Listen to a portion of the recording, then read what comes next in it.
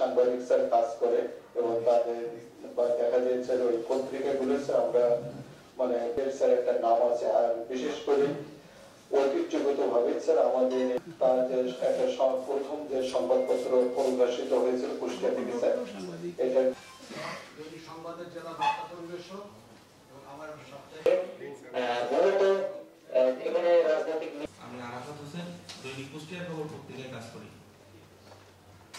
আমি কুষ্টিয়ার বর্তমান জনপ্রিয় পত্রিকা দৈনিক খবরের প্রতিনিধি। আসসালামু আলাইকুম, আমি সুজন কর্মকার, জেলা প্রতিনিধি, দৈনিক রূপালী বাংলাদেশ।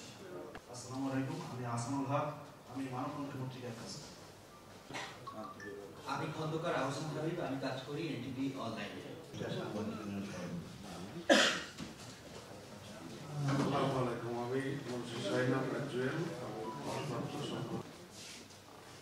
আসসালামু আলাইকুম, আমি আমুমনি সাকলাই। আসসালামু আলাইকুম, আমি সাংবাদিক আমিন হাসান। আমার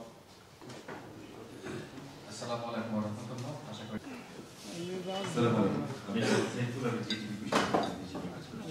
বাংলা এবং জার্নাল নিয়ে কাজ করি। শুভেচ্ছা সবাইকে। আমি এসএম আলী। আসসালামু আলাইকুম, আমি নুরুন নবী বাবু।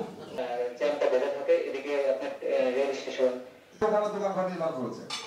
এখন ভিতরে যদি আপনার কোনো দফা হয় সেটা আলাদা ব্যাপার। ডিপিপিতে ছিল না বিধায় এটা আমাদের এই সাধারণ মানুষ যারা ক্ষতিগ্রস্ত হয়েছিল তারা পায়নি।